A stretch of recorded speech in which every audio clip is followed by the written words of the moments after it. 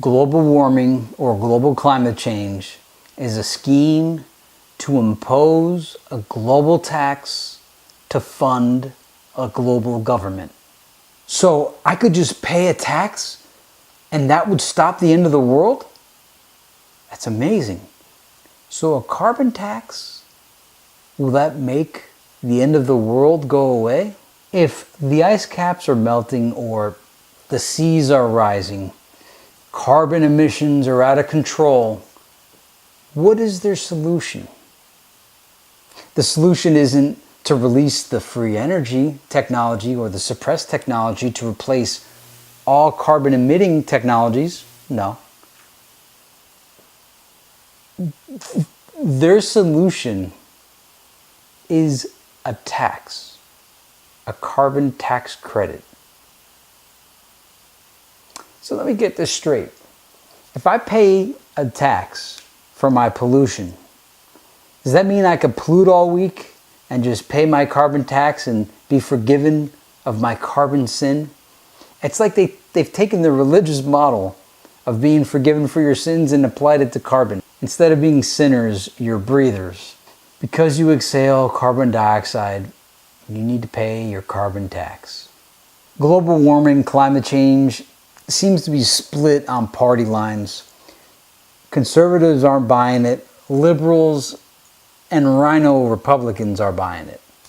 It seems like they have some kind of scheme in mind to push. What's been satisfying is through this flat earth revolution process, it's been really trendy and hip to be a flat earther. And Democrats, liberals for the most part, like to be trendy and hip. But they can't join flat earth because it requires them to abandon global warming. And they just can't give that one up. That desire to impose that global tax to fund their global government overrides their desire to be hip and trendy. If you really were liberal and progressive, you would be talking about releasing the suppressed technology every single day of your life. You'd be talking about ending artificial scarcity. You'd be talking about the replicator from Star Trek, as crazy as that sounds. We have it in the 3D printer, talking about getting advanced 3D printers released.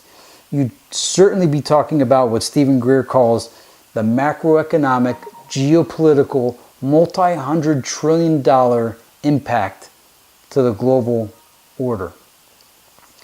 If you want to stop the energy companies, you would release the technology that would make their control secondary commodities. But you don't. Because you'd rather extort and tax, legal theft, those companies perpetually, forever. It's like you can't enjoy it unless you're taking from others. What I'm proposing is creating abundance, not just for Americans, but for all human beings on the planet through the release of the suppressed technology. This suppressed technology, because it's suppressed, creates scarcity. The scarcity gives the opportunity to control populations, entire countries, entire regions. They control it through energy. If you really wanted to set people free, you would demand the technology that would make it so that all energy has a near zero marginal cost, which would then drive down the price of all manufactured and distributed goods. Everyone's standard of living would rise to that of a billionaire status. But that's not good for you, because I believe you want to keep people equally poor.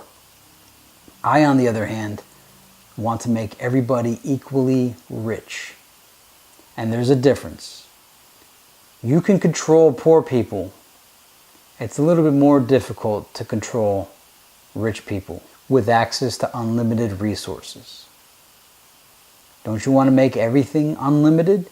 Wouldn't you like a Napster for everything? Instead of redistribution of wealth, why not unlimited distribution of wealth on demand perpetually? I don't see why that can't exist.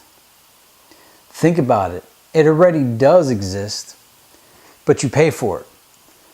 As an American, your entire life, you've gone to a grocery store, any grocery store, across these good old United States, and in every single store, their shelves were always packed to the fullest.